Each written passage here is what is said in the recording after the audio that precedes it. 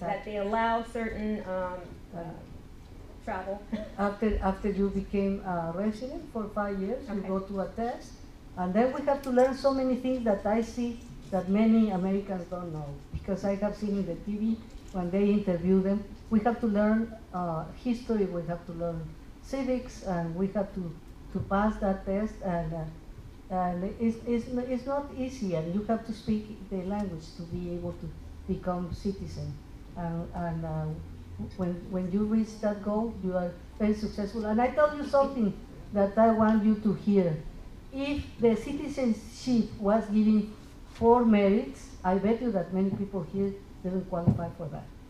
Oh, not anyone in this room. Mr. Magayo, you had a follow-up. Ms. Galen is entirely correct, but before you can become a permanent resident to this country, when you have to come here, it depends on the country. For Mexico, the Philippines, and China, the wait time, on average, when it's calculated after everyone's been processed and you go to the back of the line is something like 87 years for some countries. So for some people, there are no lines.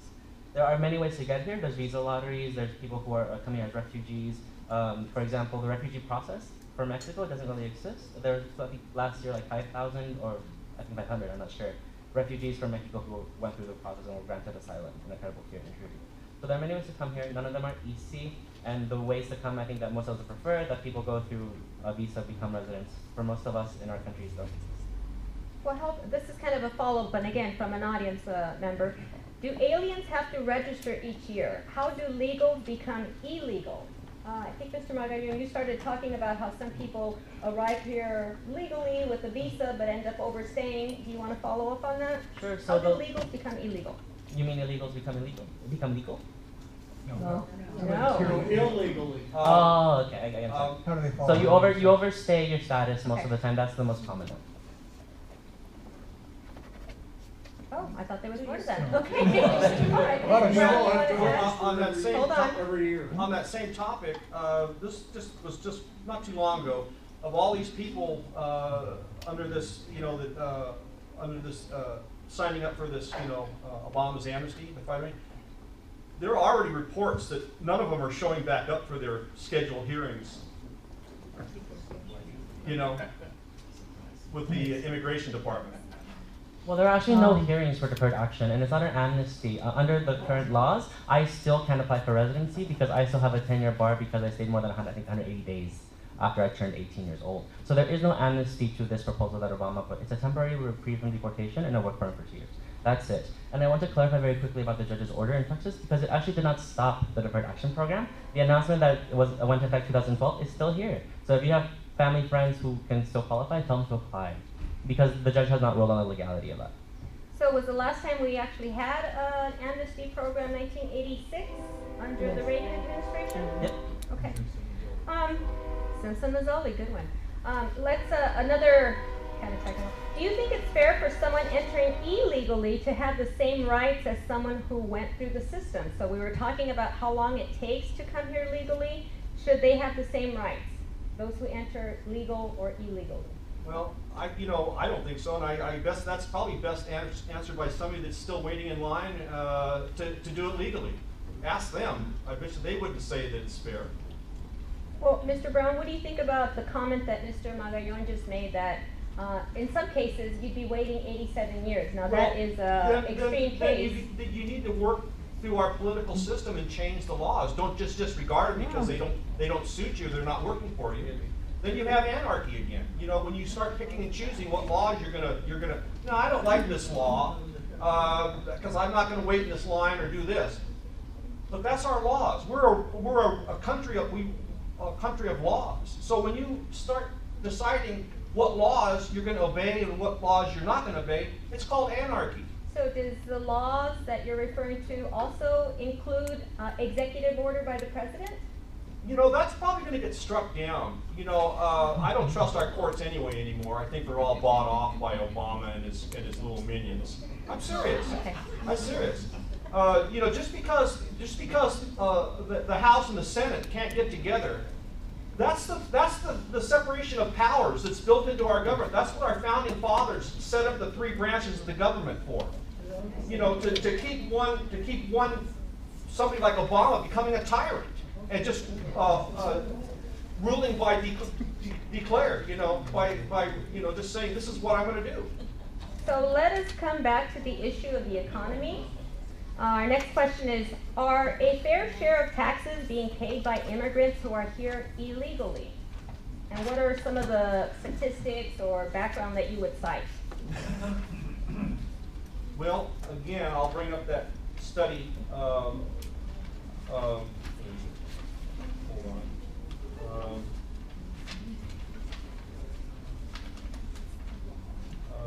Again, I'll bring up this study from the Federation for American Immigration Reform. Even if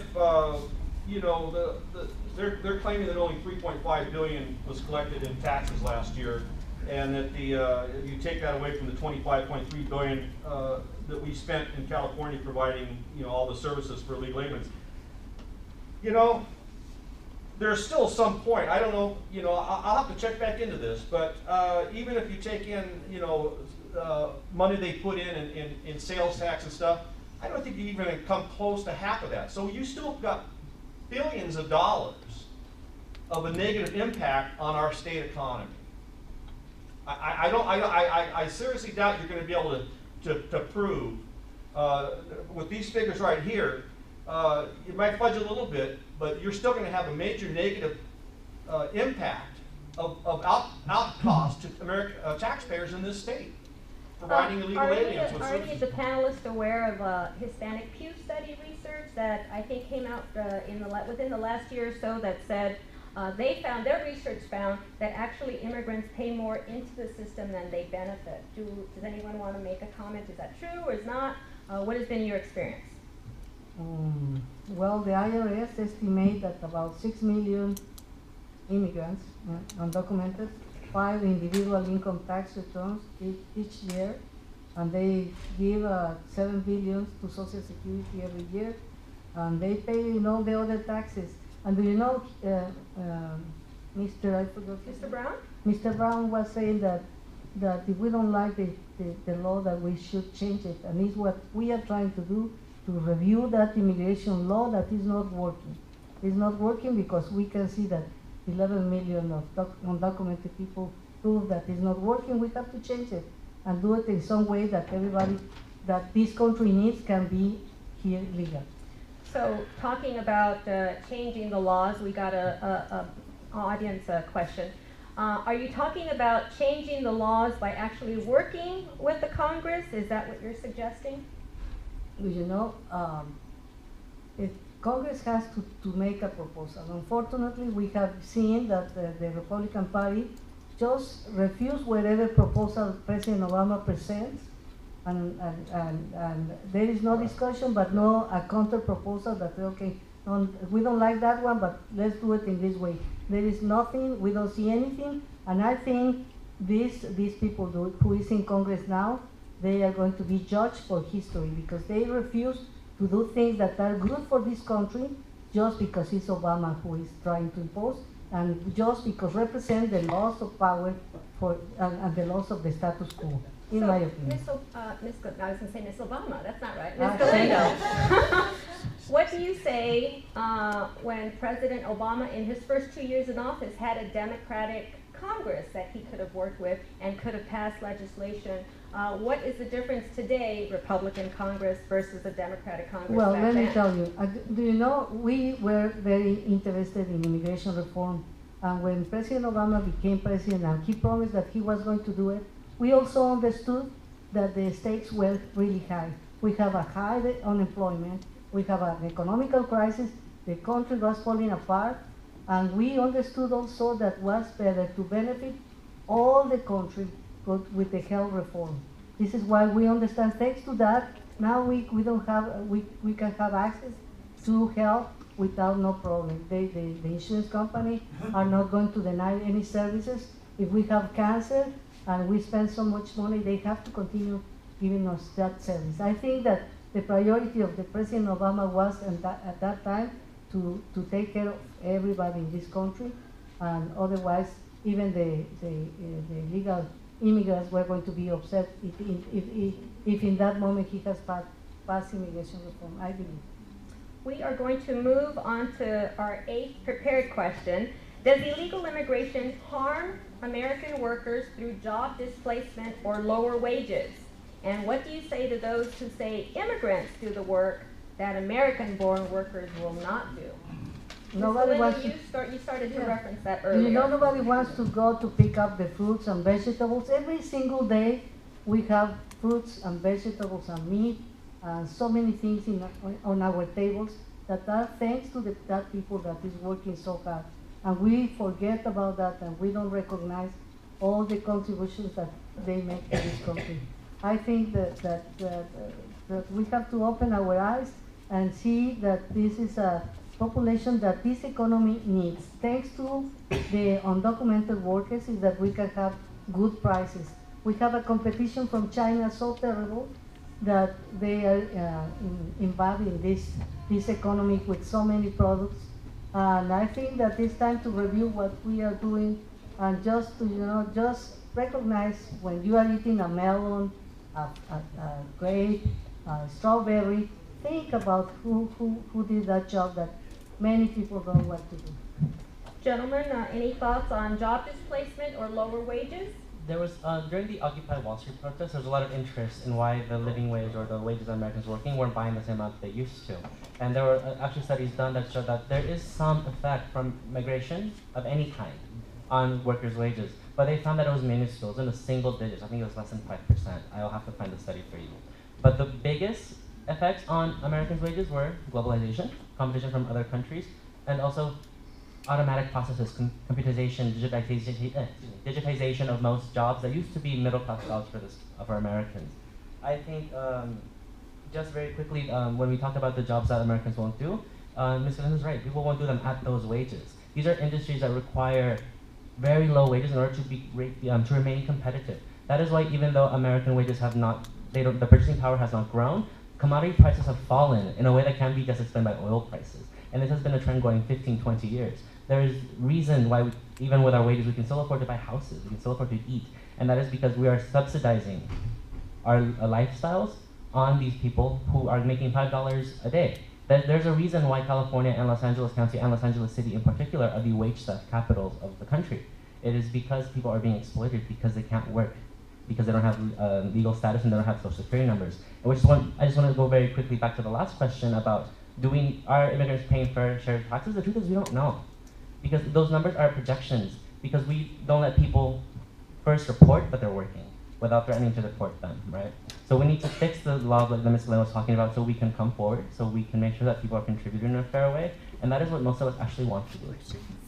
Any other comments, or we will You move know, on I to... think what's not going to be counted, there's a whole underground economy in cash that immigration brings to us. That there's no taxes paid, and we have no idea how much they're being paid. Glad you brought that up. And you know, it does two things. Number one, it depresses wages for everybody, including the immigrants, because they're being taken advantage of. But at the same time, you know, it's what he pointed out is that that's what keeps prices low. So I'm not sure that there's a net benefit or gain. You know, the data is just not there. If you bring them all out of the shadow economy and raise the wages, then the prices go up. Everybody's wages go up, but the prices go up. So I'm not sure what the net gain would be there. I'm not an economist. I don't have the answer to that. But it's not as simple as you do this and this happens. Everything is connected to everything else. And the minute you take, you know, anytime you add workers in, that means there's more supply and less demand, and wages go down. Doesn't matter where they come from. So if there are fewer workers, then wages will have to go up because you've got to find somebody to do the job, and the only way you talk people into doing it is to pay them a little more. I was going to bring up that same point. This sort of goes back to the taxes paid by the illegal immigrants. The paid being working on the table. I mean, you know that goes on a lot. How much I don't know, but I bet you it's very sizable. It has to be. I mean, you look at all the people at Home Depot. Any people that get paid cash Under the table and don't pay any taxes on it. So, you know, but again, I hear the thing that it almost sounds like our country we have what, 380 million people here or something like that. That I don't know. There's a purported 18 million illegals here now. I think Which 12 is the number that is goes it? to. Well, they said it could be up to 12, up to 18. I've read lately different studies. It could be from 12 to 18 million. But I sort of have to take issue with the fact that we have 385 million here, and I'm getting this impression that without these 18 million illegal aliens, our country wouldn't exist. You know, we do have, you know, other people besides illegals working here hard, doing jobs. So, you know, it just rubs me the wrong way. So, Mr. Brown, I mean, to go back to the initial question, are there Native American workers that would work for this $7, $8, $9 an hour? Well, That illegal immigrants or undocumented workers? I don't Less know. than that? I heard $5. I don't know. Given the crappy economy we have now, there probably would be a lot of people. Teenagers. Yeah. Well, you know what? I'm You going to know- ask a follow-up question from the audience. If we did not allow illegal immigrants to work in this country, could we not then allow more immigrants to come in legally through a well-regulated process that screens out bad candidates for legal immigration? It's a pretty thorough question, but it kind of follows what we're talking about here. I didn't mention this. I've been meaning to mention it. The Tea Party and myself, we have nothing against legal immigration, you know, at all. But I've gotten this impression from some of the panel members here that we came here illegally, you know, because there's jobs that you won't do as a justification. That's just a justification for breaking laws and coming here illegally. It's very simple. You know what? You can justify breaking laws by all sorts of things. But, you know, you need to work, you know, maybe it won't ever get done. My personal opinion is we're all being, the legals, everybody's being used as pawns by our government, big business. Because once our economy collapses, which it will, given the current path we're on, it's not sustainable. We can't keep living in these $1 trillion deficits, you know, they go up $1 trillion+ every year. It's just not, I mean, you watch economists on the news all the time. This is not going to go on forever. This party's not going to go on forever. So when it collapses, the illegal immigrants are going to be worse off than they were before they left Mexico because there won't be any money here. Seriously, where are you going to go to? Where are you going to go and ask for stuff?